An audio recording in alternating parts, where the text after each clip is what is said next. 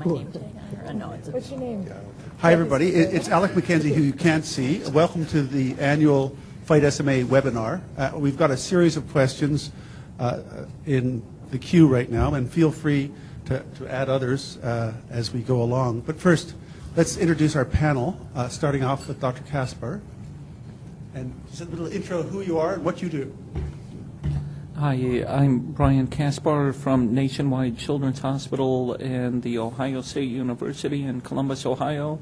We are a basic research laboratory in neuromuscular disease and translate our clinical findings towards human clinical trials. So we're moving forward towards the gene therapy studies in spinal muscular atrophy. Hello, I'm Rashmi Kothari. I'm a senior scientist at the Ottawa Hospital Research Institute in Ottawa, Canada. My laboratory is a basic science laboratory. Our focus is really to try and understand the fundamental steps in the pathogenesis of spinal muscular atrophy. We use cell culture and preclinical mouse models to get a better understanding of the contribution of various cell types to this disorder. And with that in mind, identify novel targets for future therapeutic strategies. Good evening. My name is Christine DiDonato, and I'm a researcher at Ann and Robert H. Lurie Children's Hospital of Chicago and in the Department of Pediatrics at Northwestern University Medical School. And I've been involved in SMA research since I was a graduate student for about the past 20 years. I'm a faculty member now.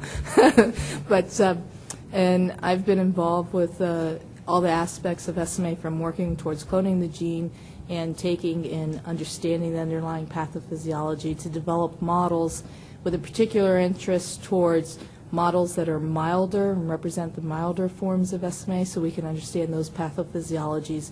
And I'm truly interested in preclinical studies that look at altering the muscle atrophy program. Hello, I'm Kathy Swoboda, and I'm a doctor of genetics and neurology at Primary Children's Medical Center in the University of Utah School of Medicine in Salt Lake City. And I've been a clinician involved in caring with children with spinal muscular atrophy and adults, as well as a researcher doing clinical trials in SMA for a number of years.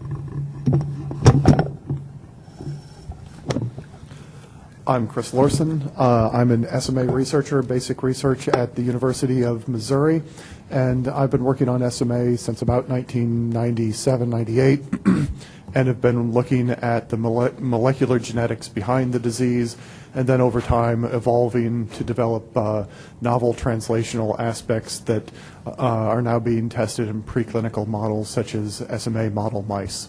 Wonderful. Thanks, all. We're just coming off the heels of a very successful FightSMA conference, and so our hard drives are filled with all the latest data.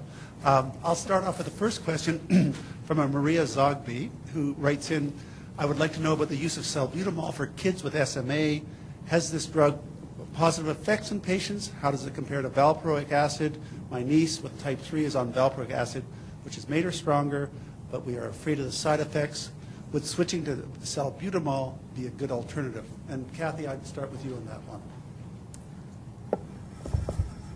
Salbutamol, which is also the same thing as albuterol in the United States, is a drug that's been studied for many years in SMA, but unfortunately not very well in clinical trials so far.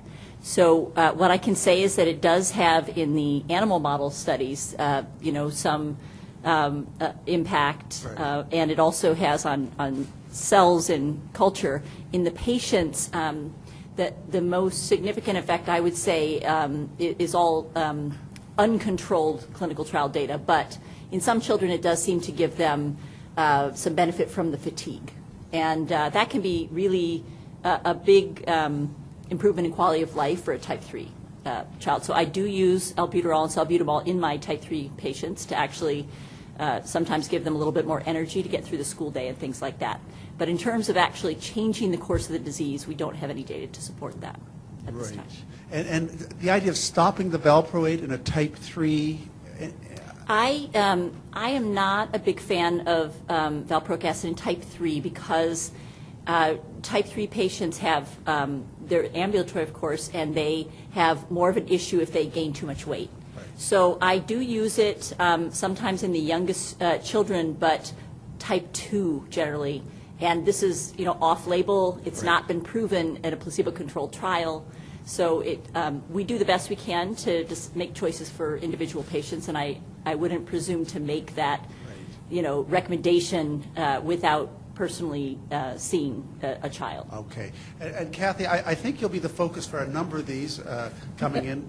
Our next one is from our first international from Mexico, Dr. Marcela Hernandez, who's a specialist in physical and rehabilitation medicine in Mexico, has 3 patients with SMA2, and is wondering about something called electrotherapy. Her first question is if they can use electrotherapy in patients with SMA, and if not, is it because it's contraindicated?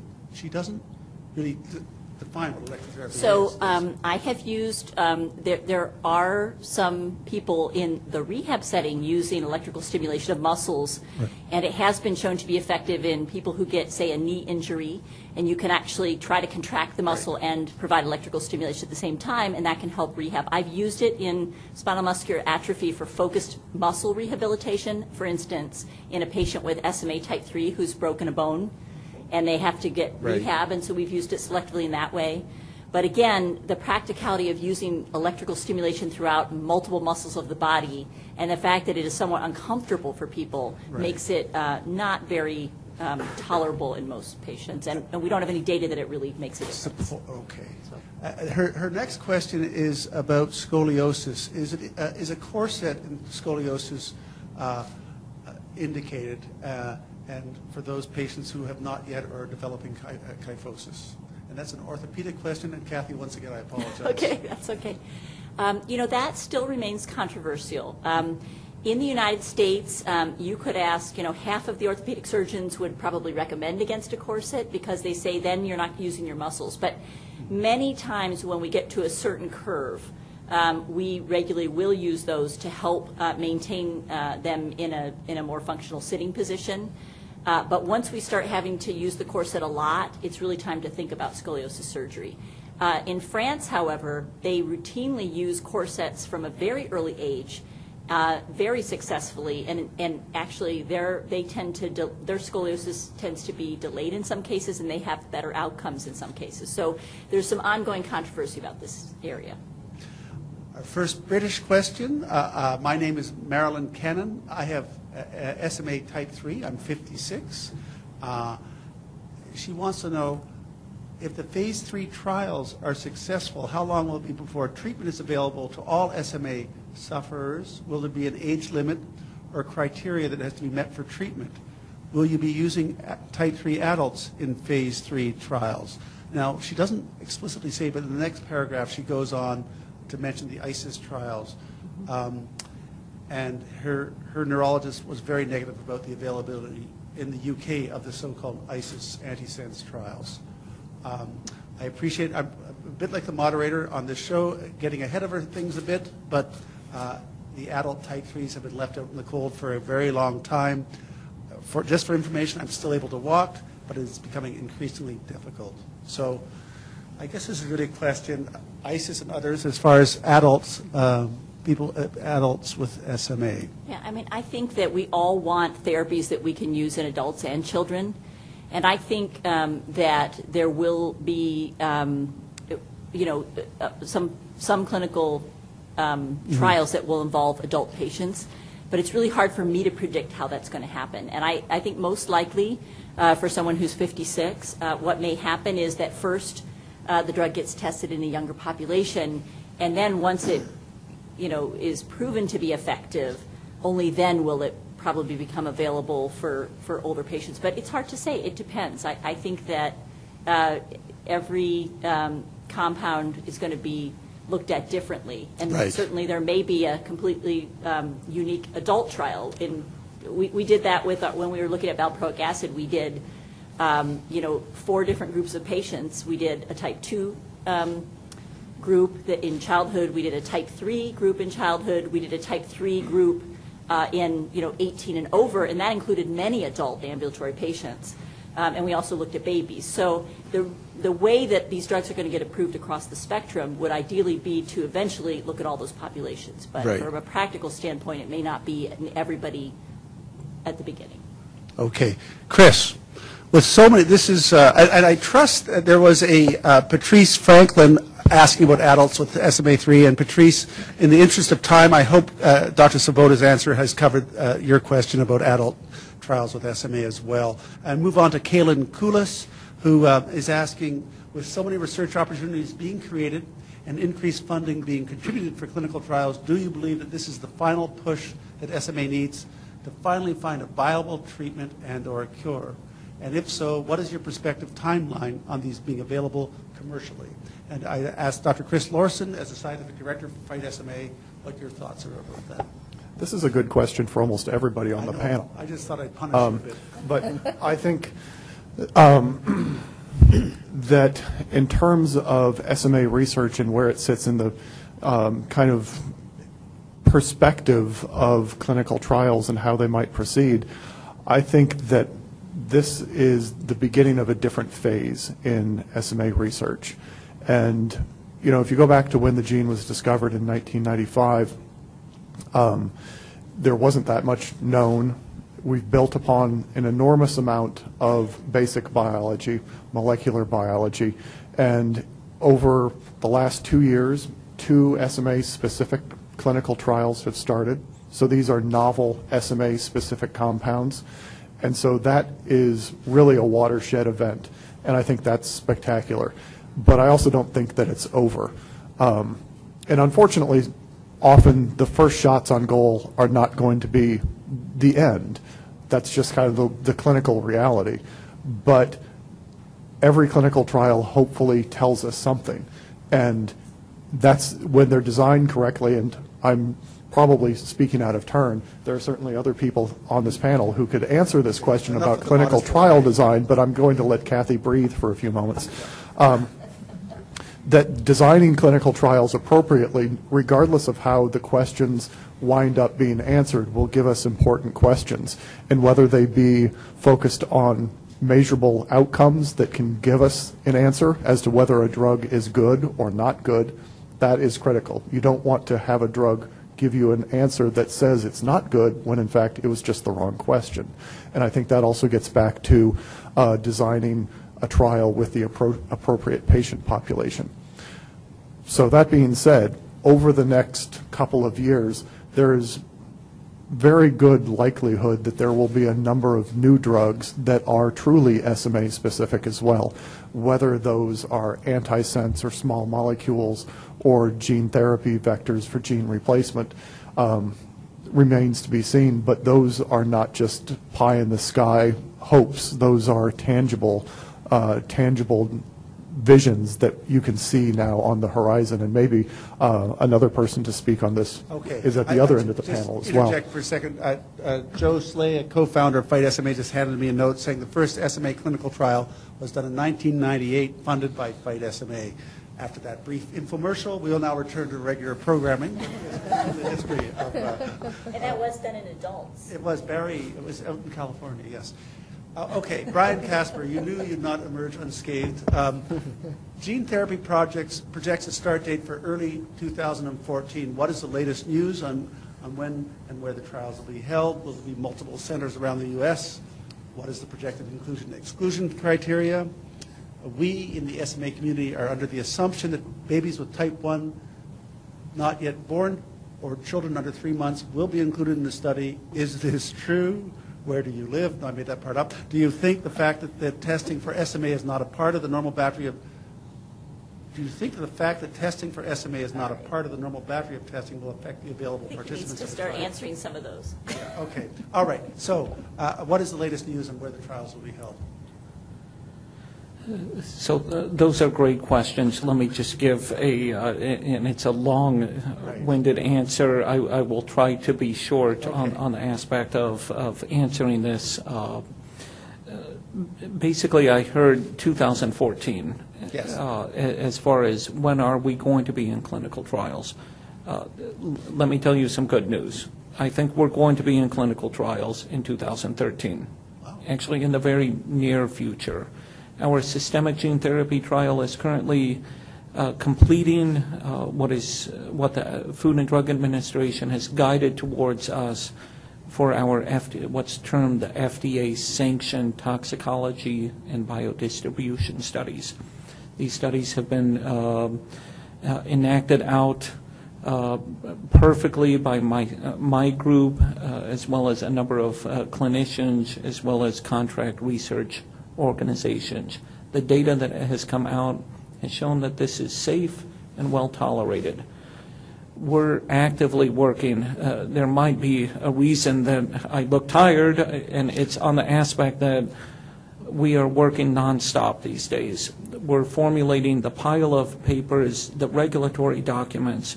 Not only myself, but the team is working night and day to pull this off. The aspect is things are turning out quite positive on the aspects to move forward. With that, we're willing to burn the midnight oil to get these packets together to send to the Food and Drug Administration. We're also working nonstop on the production and purification of the virus to get to clinical trials. I always am cautious about putting a defined timeline on anything that we do, but I can confidently state that within the next month to 2 months, we will be filing the regulatory documents with the Food and Drug Administration so that we can actually fulfill the investigational new drug application requirements. I think some of the other questions, so we're getting to clinical trials with a systemic gene delivery this year. Okay. And they go on to say, will there be multiple centers around the U.S. and inclusion and exclusion criteria, perhaps a bit more granular than one can get at this stage? So the current plans are for a single site. This will be at Nationwide Children's Hospital. The first in human trials, first off, we want this to ultimately, any of these therapies, and I think any program would speak to the same as what I'm going to be stating, whether it's oligonucleotides, whether it's a drug, whether it's a gene therapy. This is hopefully going to be available for type 1s, type 2s, type 3s, early diagnosed, late diagnosed. We want drugs and therapies amenable to all SMA patient populations. That being said, we're moving forward with the first in human clinical trials with a gene therapy. And our goal here is to have a very defined patient population. And our initial thoughts are early diagnosed type 1 patients, one single clinical site. That's not to say that we're not open to collaborating with others, but with a first in human trial, with a biologic, we want to have complete control over the human clinical trials. And that is the aspect that we have been in patients before, muscular dystrophy patients, inclusion body myositis patients, where it's not mainstream yet in gene therapy. We want to ensure the safety of any patient entering a human clinical trial. And we have the expertise at Nationwide Children's to do that. And I'll put it so far as we're working very closely with hospital administration, with the intensive care units, so that we really have the ability to control patients when they come in, a type 1 patient, that they will receive the finest care, they will be safe, and we will be monitoring every aspect of the first in human trials. Our ultimate goal is to create success in a small cohort of patients. If we create success, we open up the doors towards thinking about larger trials, opening up the doors towards additional patient populations within this disease. We want to do this right the first time and not be able to have to go back and say, if only we would have. That's why we have a one-site clinical trial right now, is so that we have the proper controls in place for the safety of the patients that are going to be first in human trials. The tough question is posed. Thanks very much for that, Brian. The tough question is posed analogous to the earlier questions. What do you know about gene therapy? How will it impact later stage SMA patients? It's the big elephant in the room on the aspect that if a patient has plateaued, whether it's type 1, type 2, type 3, with spinal muscular atrophy, will any SMN-inducing drugs, therapies, gene therapy actually have a functional benefit for these patients? And I think that the first goal that we have in a first-in-human gene therapy trial is to first prove that it's safe. Any of these therapies have to be proven that they're safe. And then secondly, where do we stand to gain the ability to see that we have a functional and meaningful outcome? If we can demonstrate a functional and meaningful outcome in patients, what are the patients that we're going to see that first? And we, based upon the data and from the clinicians, Kathy and others, really state that the highest need and potential to see a clinical meaningful outcome is going to be in the type 1 patients. If we can show that, the doors will open for any of these therapies, including gene therapy. Right, right. And I guess just to sort of perseverate, to ask what the clinical upside of gene therapy for somebody with established SMA, my sense is we don't know the answer to that question. Kathy, that's probably one that you face. It's analogous to the other therapies. The upside of late-stage therapy for somebody with established SMA. Really an open question about how much benefit will be derived.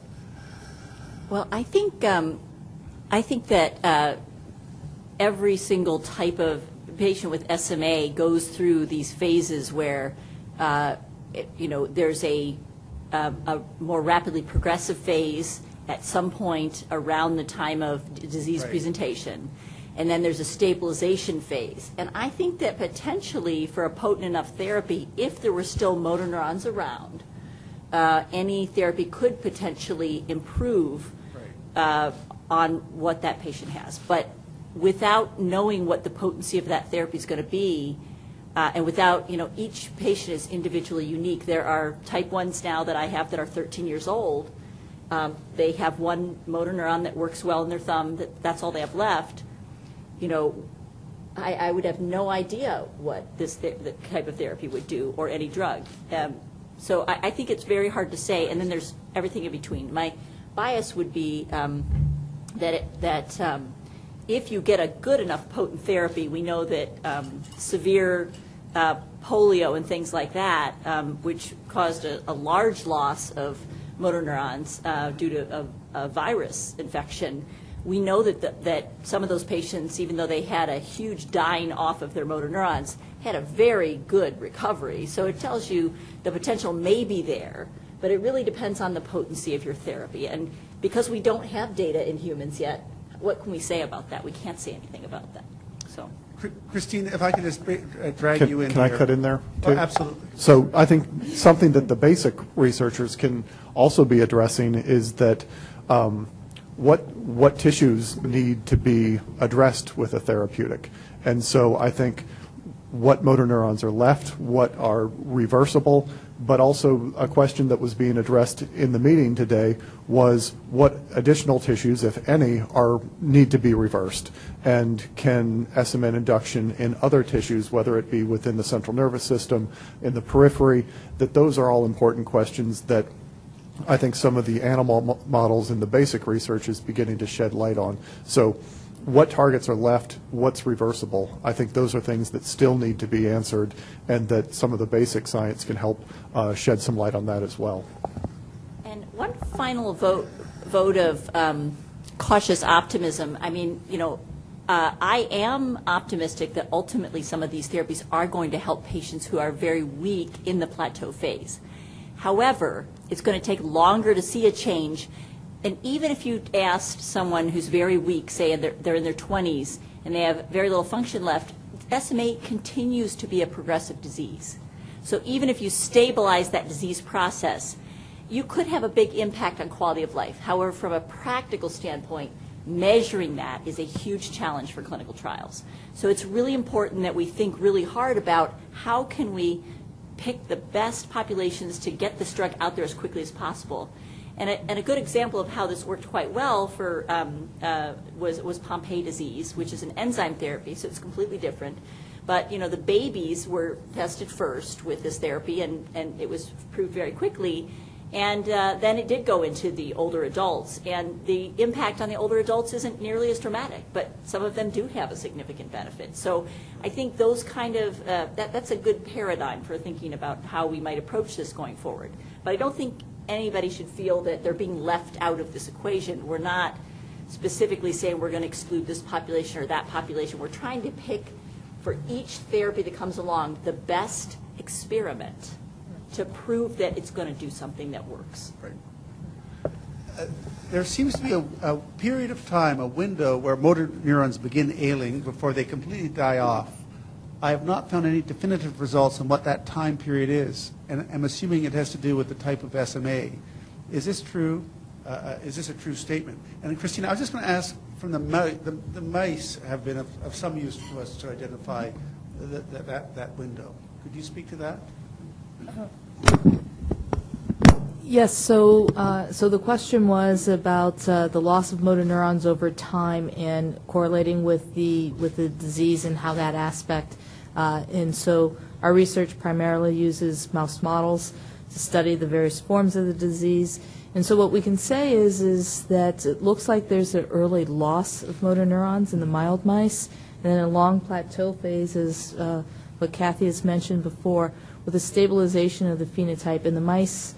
Because we can use a wide variety of very intricate measures, we can see that there's a slight loss in function and a small loss in motor neurons over time, but it's not a significant loss. So what I think will be very important as we come back and we've talked about, and which was wonderful at the meeting today, is talking about some of these therapies, whether it's antisense therapy or small molecule therapies that change the splicing of SMN2 or gene therapy, is to go into these milder models at advancing points of disease and actually ask the question, SMN replacement therapy, or if there's another drug that modifies or is a neuroprotective kind of compound, how late can we go to see either a stabilization of the phenotype or a functional benefit? And that's truly where my focus as a laboratory will be on over the next year, 2 or 3 years, as we really define this answer, because I think it's a critically important question that can give us guidance. Good. Maybe Rashmi might speak to that as well. Yeah, I mean, I think Christine's and Chris's answers are correct. I think the first couple of shots on goal are not going to be the only thing, and there's a lot of efforts in the minor leagues, so to speak, that are not quite ready for translational or preclinical research, but they're really getting at the basic biology of SMA. And some of the questions that are being asked are exactly this, is there progression at a subtle level that can be detected in milder models that haven't yet been appreciated? And if we can monitor those, can we correct those, stop them, reverse them, either through SMN directly, through gene therapy, but also through really neuroprotective or neuroenhancement strategies, using compounds that perhaps might increase sprouting of the remaining motor neurons, to see if that can be a strategy to help increase innervations of muscles. So these are areas that are really at the basic research level right now. Right. And I think we'll be coming behind the wave that's currently out, getting closer to the clinic, and hopefully the people coming in from behind will start to address some of the questions that are still out in the field as to the milder forms of SMA. And I would just say parenthetically, your lab is one of those labs. The world is sort of looking at SMN induction. You've been a bit of a pioneer at looking at other ways of addressing the SMA by looking at other non-SMN dependent pathways, which may have something to contribute. Right. I mean, you use the word pioneer. I use some other. All right. Being out on the plank, so to speak. But I think it's an effort that is something that should be considered, that is non-SMN mediated therapies. And when I say non-SMN, what that means is is that a lot of effort is going after targeting increasing SMN gene expression, SMN splicing, gene therapy, antisense oligonucleotides, etc., all to target the second copy of the gene to use that as a therapeutic. But there's also considerable effort at looking at really non-SMN, meaning you target the biology as opposed to the genetic defect, and you try and understand what's wrong with the biology. And if you can understand what's wrong with the biology, then perhaps you can fix the biology without having to worry about the original genetic defect. And so that's where my lab is focusing our efforts on. And I think, obviously, when motor neurons developed, it was in a developmental context. And so I think some of these non-SMN compounds and therapies might be involved in setting up the appropriate cellular context that would allow motor neuron development or sprouting. So it's really about, everyone knows that if you make more SMN and it gets there at the right time, in the right cells, that's most likely to have an effect. But will that effect manifest in the regeneration of motor neurons or the reactivation of motor neurons that have been inactive for years? Nobody knows. But perhaps in a second wave, once you identify those that work in vivo in humans to turn on SMN, maybe you can enhance that activity by understanding what SMN does in the context that 15 years ago, those original motor neurons grew out and became happy and healthy. So I think that there's a first wave followed by a second wave of enhancement.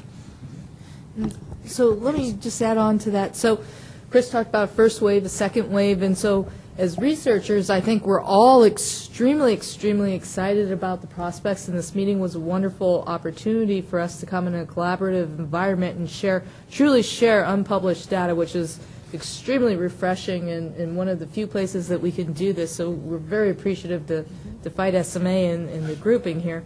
And so what's happening is we have a first wave of therapeutics that are going towards the clinic, and as we mentioned, a second wave. Those second waves are using maybe novel approaches that are looking at neuroprotection or enhancement of function, salbutamol, whatever it is. But it also has the possibility in the long term where we may be able to put therapeutics together in long term for synergism and looking at things that are going together. And this is really where we need the first wave and the second wave, and this is where it's really a very exciting time. So, we're a community and we're a team, and we'll move everything forward.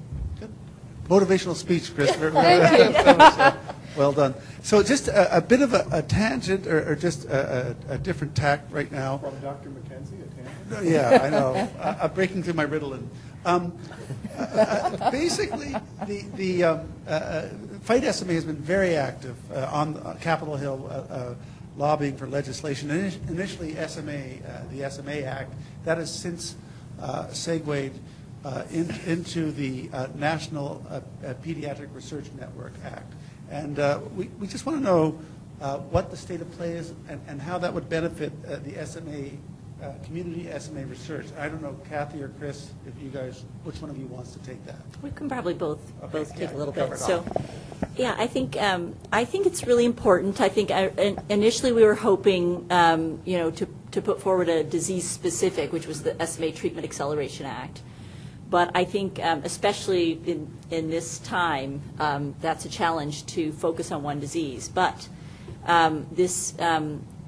rare diseases really suffer from being, patients are dispersed in space and time all across the country, and we need to be able to work together as coalitions of researchers and clinicians.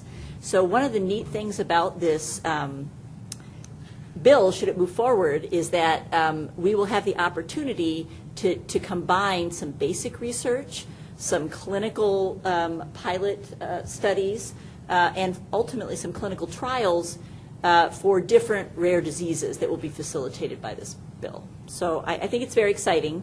And we have sort of something analogous in the adult world, but children's hospitals are often not connected with their university counterparts. So we need some special circumstances to kind of bring the basic science researchers who are not connected necessarily with the clinicians at the children's hospitals across the country. And we also have to look at regional, we have to have enough centers around the country so that individuals can get to those centers, and not just one center, but maybe 8 centers or 10 centers if we're going to do a type 1 trial at a minimum. So I think those are some of the things that this will really help us accomplish if it should move forward. Right. And perhaps one of the other exciting things is that, unfortunately, there are thousands of rare diseases out there.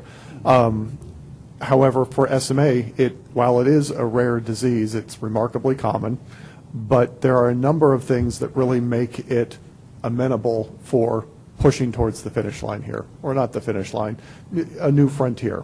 And what I mean by that is that it really has the genetics behind it. It has foundation support. It has an incredibly energized and mobilized group of families and patients. And I think that the SMA community is poised to really benefit from something like a clinical trials network, and that you could demonstrate that this model would work for rare diseases. And so if SMA can do it, why can't the next disease do it?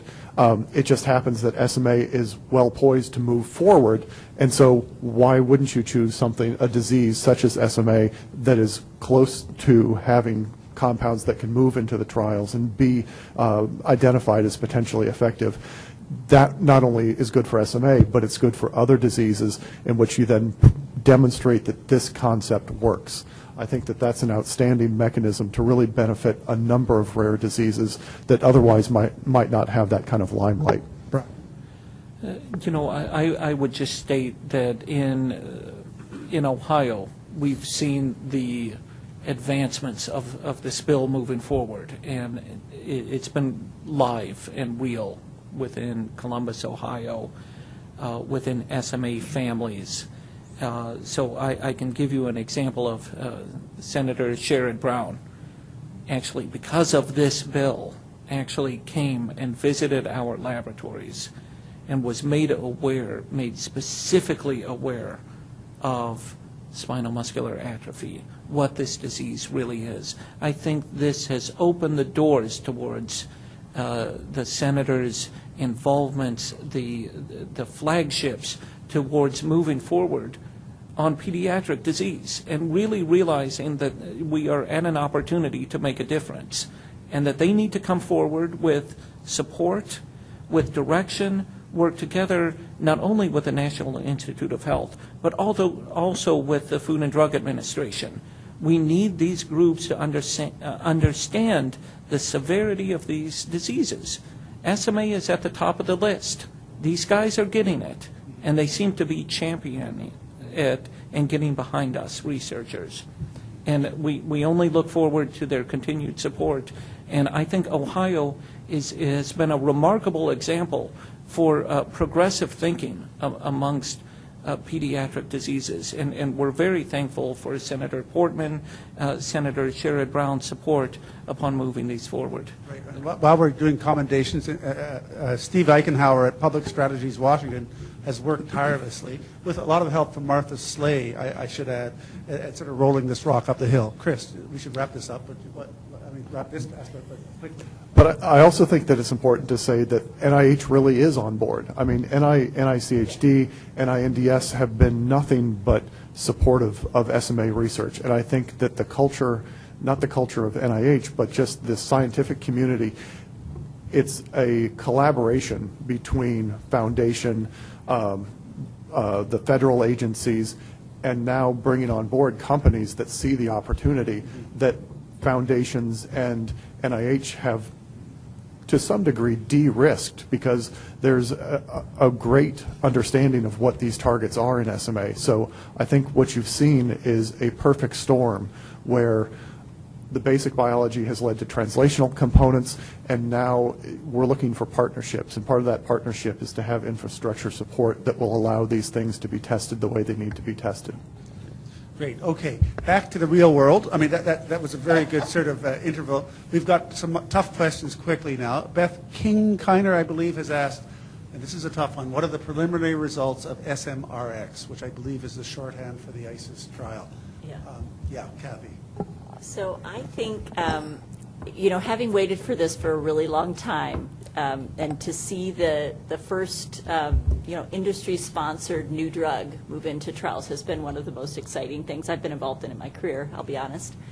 And, you have to remember, though, this is brand new. It's first in human. We finished the phase 1 trial. Think of all the potential things that could have gone wrong, but they didn't. And all the work that went for years and years to prepare for this. So I think we accomplished what we hoped to accomplish, which was we got the drug off the ground, we put it into patients, they tolerated it and did not have significant safety issues, and we're into now phase 2. So I think that is a huge success for the community, and it's built on the scientists that contributed to this and the industry partners that joined us, the foundations that pushed this, and then the clinicians who had to do the trials. And so it is a very exciting time, and I'm really happy about that. And then to hear that in the same, that this year we might also see AAV 9 SMN move into clinical trials, that's just a bonus. And then, we've also got Pfizer picking up Repligen's compound. So. And Tropho. So there's a lot of really exciting things happening right now. And Pfizer's going with the Repligen compound is what they've licensed.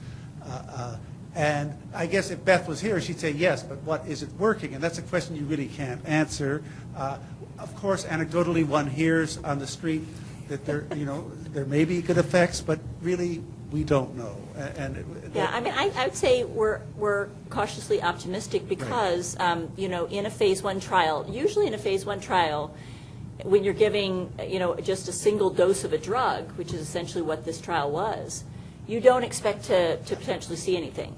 However, because this drug has such a half-life, there was a little bump at a month. So what does that mean? We don't know until we move forward, but it gives us optimism for the future. So. Another tough question from Sarah Kilgus.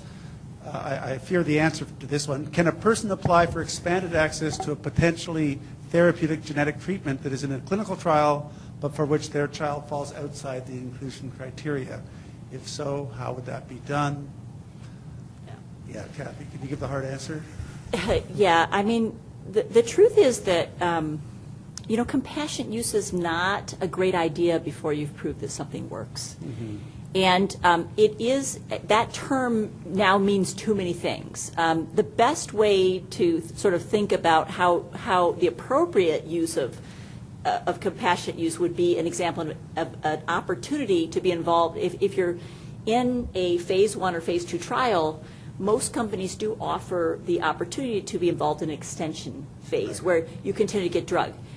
This is fair because those individuals, they did take a risk. It was first in human. This is an experiment. Right. We think we've done our homework and we've worked really hard, but it's a scary thing for parents and children to think about doing. And it will be the same when Brian is doing, his AAV9. So that being said, we know there's lots of deserving patients out there. Clinical trial inclusion and exclusion criteria is meant to ensure the safest and best possible outcome of trials.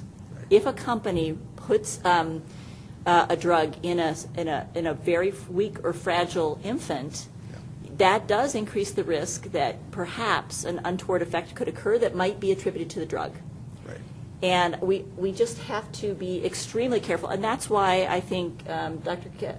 Kaspar was talking about try to control the situation. The truth is you can't entirely control the situation in a hospital as good as you are, but you can try to make it as consistent and truly starting with one institution with a biologic. I think that's a reasonable approach. Right. I think also you could argue that you could do it at 3 or 4 centers, but usually phase 1 are small, and I think there's a good reason for that. Okay. So, Sarah, that's a no, it sounds like, unfortunately. I mean, and for all those very good reasons that you... I know Sarah well. I'm sorry, Sarah. Okay, My yeah. answer did not change. Right, okay, all right. Curtis Davis is asking Dr. Casper, how is the dose going to be delivered? Is it systemic or LP? And by the dose, we mean the gene therapy. And by LP, we mean lumbar puncture, sorry. So Curtis, that's a great question. Our first in-human clinical trials moving forward, we like to think of SMA as a vertical, and that is we're open to any route of delivery of our gene therapy. So the most advanced program that we have to date is a systemic gene therapy clinical trials, and that is the first in-human trials that we will perform. And this is based upon the scientific discoveries that we have made in the programs that we've moved forward. The first program that we've advanced forward is a systemic gene therapy trial, and that's what we will be applying for the IND application. A systemic, it will be a saphenous vein injection of the virus through the bloodstream of type 1. Where the saphenous vein is for people. Within the leg. So we will be putting the virus into the leg. It's a non-invasive procedure. It's semi-invasive, but in the spectrum, it's a non-invasive procedure. That's our first goal. Coming right down the line, we've actually received funding to move forward with a cerebral spinal fluid injection, so the LP, lumbar puncture injection, putting the virus into the cerebral spinal fluid. We're open to both of these approaches. I think it's come out not only in the scientific world, but also in the SMA world, that we're one and not the other. We are open to any aspect of mode of delivery that will be functional for SMA patients. There's pluses and minuses for each of these programs. And, the systemic gene therapy programs at current production states is not for large type 3 patients or even some type 2 patients. We realize that is the era that we live in right now. The production capacity would not support a large type 3 trial with systemic gene delivery. That's why we're paying attention to the CSF delivery. Is systemic delivery going to be important for the type 1 population? Is it going to be important for the severe type 1 population? I think we're open to all of these aspects. We're moving both of these programs forward, and we're open to both of these programs succeeding. And I think we have the opportunity here now to, with the same virus in the same production facility, the same exact construct, to really determine what is going to be the best route of delivery. There's safety considerations. There are potentially no safety considerations based upon what we're seeing in the preclinical studies.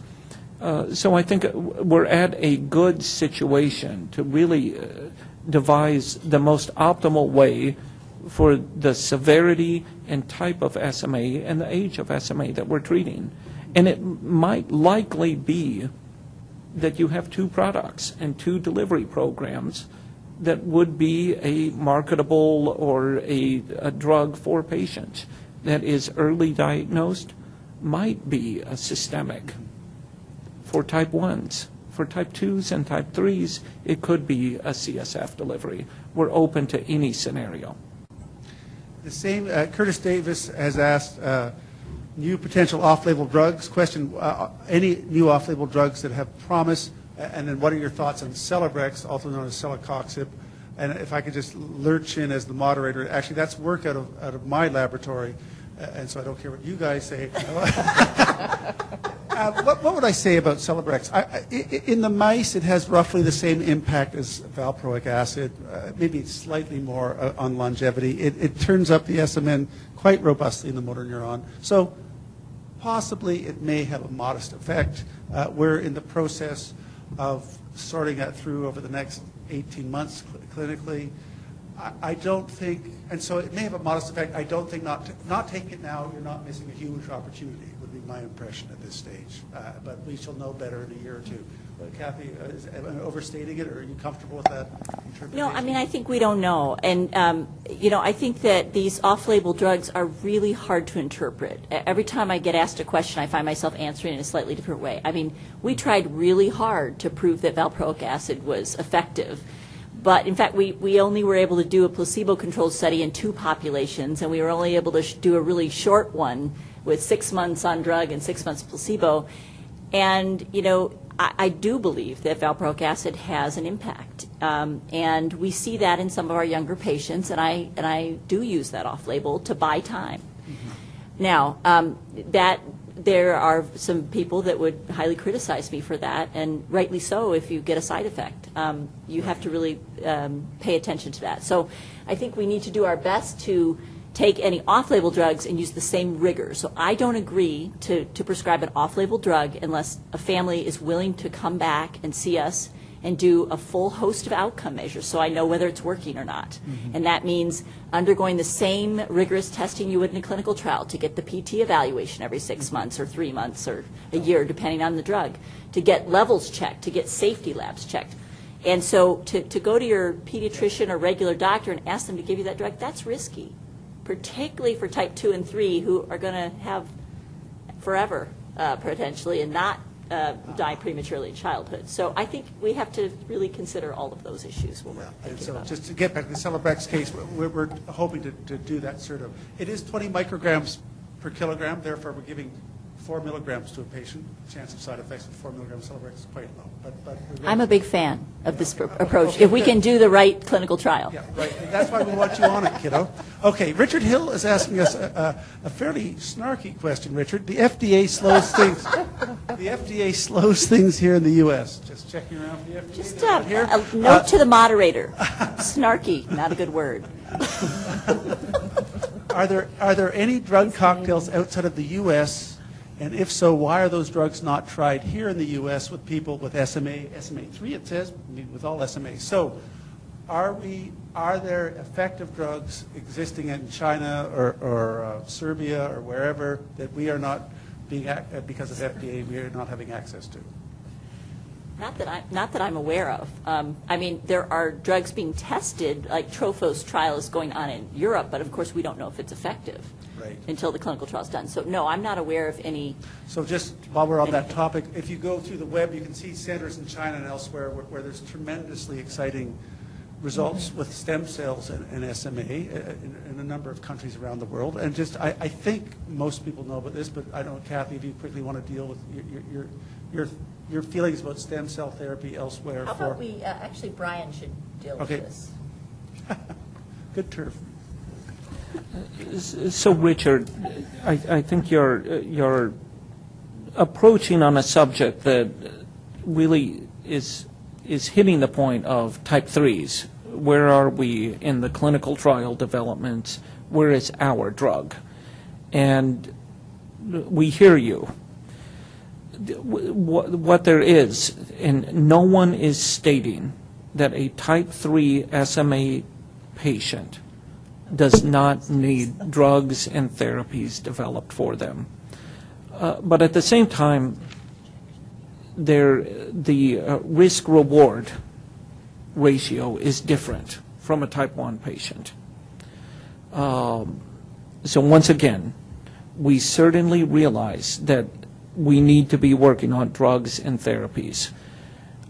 Are there drugs and therapies out there in a different country for you? I think everyone on this panel would agree that the answer is likely no, and probably a very strong no. Look, there is no data out there from any of the China stem cell studies, from actually any stem cell study, that would suggest that an injection into your spinal cord is going to have any clinical meaningful effect. You're going to put yourself at extreme risk. So, I'm talking to you, I haven't met you, I'm now talking to you as a friend, and for the type 3s, particularly out there, we realize you still have problems, but the risk of going and having a needle injected into your spinal cord and cells that you don't know have been characterized, this is a dangerous situation to be putting yourself in, period. So I think the field is going to change as we start understanding SMN inducers. Are those going to be drugs and therapies that are going to be useful for you? The sooner that we can be able to answer that with any of these therapies that are amongst development, we need to find out those answers. Because if that is not the answer for type 3s, if that's not the answer for you, we need to be putting our heads down and trying to figure out what are going to be the therapies that are going to be helpful for a type 3 patient. So what I would say is hang in there. Don't get disgruntled with this. There's a lot of people who are out there working really hard trying to define a therapy that is going to hopefully be useful for all type 1s, all type 2s, all type 3s. That's exactly what we want. We want the Holy Grail. If that is not the answer, I think we are going to have to refine our situations to be able to understand what is the best drug for you, Richard. And I think there's a lot of promise being made in this aspect. We're starting to, and I'll give just a couple of examples from this meeting. There are people who are now starting to make motor neurons and other cell types from various SMA patients and studying those cells in a tissue culture dish. We are now starting to understand the differences between motor neurons from type 1s, type 2s, and type 3s. We're starting to understand what's happening in the spinal cords of type 1s, type 2s, type 3s. I don't think that this disease is a generic disease that one bill fits it all.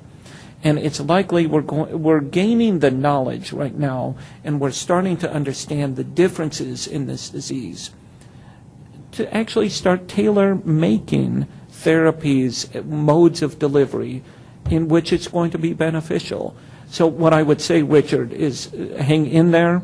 You're not being forgotten. The type 3 patients are the patients that we are paying attention to along with the type 1s and type 2s. And I think, there is some benefit on the aspect of type 3. While there's urgency, type 1s have the greatest urgency because death is right around the corner. And, that's where we have started to focus our initial efforts on personally within Columbus, Ohio, but we're certainly not paying attention to any of the SMA types in this disease. Okay, great. Thanks, Brian. I'm going to be asking in rapid succession, Chris, about the new investigator awards. I'm going to ask Rashmi what the most exciting thing that came out of this year's conference, so prepare that for us, will you? Okay. Actually, I'm going to punt to Rashmi. Rashmi, we've been in a conference room for the last 36 hours. What's the most exciting thing that you saw? Was it my work or Dr. Lawson's work? Which one? That was a close tie between the two of you. The most exciting, I think, result that I've been thinking about is the connection between SMA and ALS. This is a new sort of, again, an appreciation that was previously not there. That there are aspects at the molecular level, common pathways, common interactions between proteins that are implicated in SMA and in ALS.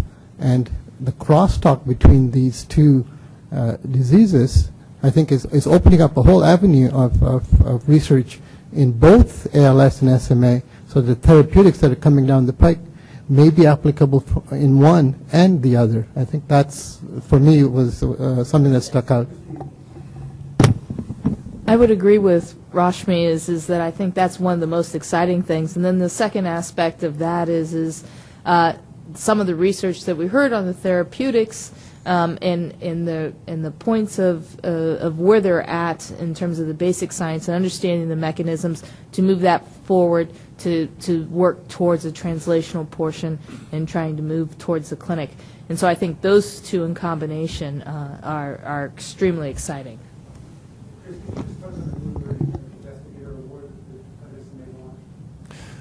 So a couple of months ago, FightSMA and the Gwendolyn Strong Foundation launched a program called the Emerging Investigator Awards.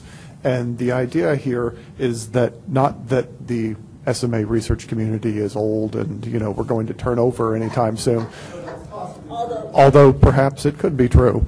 But there are so many great young scientists out there, and this was a targeted approach to really try to bring into the fold some of that outstanding work and really say thank you for bringing in new ideas, new things that help us understand the biology, push us closer to translational products that could enter the clinic. And really, it is tough to be a young investigator, and this provides seed funding for outstanding ideas.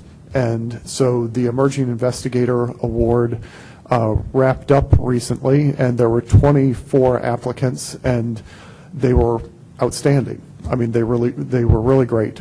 And last night we announced 5 winners, and they covered topics such as drug development, understanding different modes of action for SMN, and helping to understand what tissues within the body need SMN, and based upon that, what kind of therapeutic you might need to develop. And so collectively, I think that it was great breadth, and the projects were amazing, and I think it really lays the foundation for a new wave of investigators who can really make an impact on the field. And it was really exciting because they brought new energy to the room, and I think that was one of the exciting aspects as well. Not only the grants, but just having them around really brought the meeting to a different level. So I think that was an outstanding component to the meeting. Great. There's a question from Kaylin Kulis again, a whole series of questions from this missive here. And Kathy, I guess you might address it. Is a child who's been included in a prior clinical trial or study excluded from any other clinical trials in their future? For example, could a child who participated in the valproic acid trial be eligible for the ISIS or gene therapy? I think each trial has its own, individual inclusion-exclusion criteria. But especially for a drug like valproic acid, most clinical trials would, for a new compound, don't want to risk an interaction with a drug on board, especially when it's not been proven in clinical trials. So they'll request a period in which you come off the drug. And in fact, that's what we did for the ISIS trial. There are certain exposures, like stem cell therapy, that may preclude you forever from being in a trial. Like, for instance, if you went and we don't know if you could have been injected with a cell line that could have produced, tumor or something, then it's going to be hard to put a new biologic in that patient, that you don't want to confound that risk. But I think for the most part, no, you're not going to be precluded from any clinical trial if you've been a new clinical trial just because you've participated once in an old clinical trial. And in fact, we're going to have to use our patients out there. We're going to have to try to enroll them in different trials and things like that, because to think that we're going to hit 100% the first time we do it is probably not realistic. An old friend of mine, Don Ambridge from out in Western Canada, is asking about generally further insights on clinical trials. And if you could just scan, in addition to gene therapy, ISIS, can one see over the next 2 years what other clinical trials will likely be launched? And that's another one, a tough one perhaps, Kathy, but you have some thoughts? I think there's a number of the therapies that are on the verge, celecoxib, for instance. But I think it's really hard to know exactly. I think the quinasolone compounds will likely move forward, as Pfizer now picked that up from Repligen. And obviously we heard of several, we're constantly hearing in the field of new and exciting compounds that look like they may impact various aspects of the disease, ranging from SMN-directed therapies to neuroprotective therapies. So it's really hard for me to predict, though, which of those will move forward, because there's so many, the time constraints, there's so many different factors that go into that. So I would say that, we know that AAV9 SMN is likely to go forward, hopefully by the end of this year. But we know ISIS is going forward now. Right. We know that Trophos is in play in Europe. We don't know what's going to happen with that clinical trial. We know that celecoxib clinical trial design is in the works. And I think that there are ongoing stem cell therapies in ALS patients, but I think that's unlikely to go forward right now in SMA. However, they may go forward in Europe. I'm not sure about that. So I think that there's lots of different opportunities for clinical trials in the future. I hope we don't get too many at the same time. Yes. Dr. Casper, Vincent Gaynor says, Dr. Casper, one never knows what the outcomes for any given therapy are until they are tried in humans. And with that in mind, if AAV9 works to the potential of the therapy, what outcomes would one expect to see in newly diagnosed type 1 patients? Vincent Gaynor, President, Sophia's Cure Foundation. Thanks for nothing, Vincent. That's a tough one, eh? Sorry. Vincent, this is a great question on the aspect that I think our complete goal is to capture a patient prior to the true drop-off of motor neurons. And if we're successful on doing that, based upon all of our preclinical data, we have the potential to have the most disruptive therapy out there. And what we have found in our preclinical studies is that if you deliver early enough, you can stop this disease. Do you stop it fully? No one has the crystal ball. Based upon all of the preclinical data that we have, if you get any of these SMN-inducing drugs and therapies in there and maintain SMN production, that's debatable. Do you need to maintain SMN? Our feeling is likely yes. You need this ubiquitous protein needs to be expressed long term. If you get in early enough into the cell types that need SMN the most, you're going to have a major clinical meaningful effect. That's our hope, and that's the hope of all of us. It is exactly what the preclinical studies have been showing us in some pretty severe models. So I think we sit at these meetings and we say the SMA Delta 7 mouse model is too severe. A drug is only going to increase survival 3 days. A drug is only going to increase survival 10 days. What should we predict in human clinical trials? We've seen this whole debate happen in the ALS world. Something increases survival 7 days, and then in the mouse model, and then it goes on and fails miserably in clinical trials. I actually am a believer that these mouse models are actually very well predictive of what happens in clinical trials. We've debated this in this meeting, sitting here the past 2 days. Is the ALS mouse model predictive? It's been 100% predictive towards exactly what has happened in clinical trials. You might not like the mouse model, you might not like or the researchers and the clinicians might not like the mouse models because it hasn't given them the results that they've wanted. But it has been 100% predictive in human trials. I actually am a believer that the Delta 7 mouse model has been 100% predictive for the failures that we've had to date in SMA. That being said, I will back up and say that every time that we move forward in a human clinical trial, we gain important information. Every single clinical trial that we've done, every single patient that has been treated and studied, we have gained pertinent information. So I would not say that we have wasted our time. I would say we have been collecting very important information. We've been gaining information upon exactly what's been happening in the human patients and making correlations to the mouse model. Again, no one, including myself, has the crystal ball to say nothing's perfect. So is the mouse model perfect? No. But has it been predictive to date? Yes. Are we open to it not predicting? Absolutely. And I think there's a lot of things moving forward. The Repligen work had minimal effect in the mouse model, a modest to minimal effect in the mouse model. I think we're going to move towards human clinical trials, and we are going to be capturing information. Should we do that? That's debatable. Are we going to do that?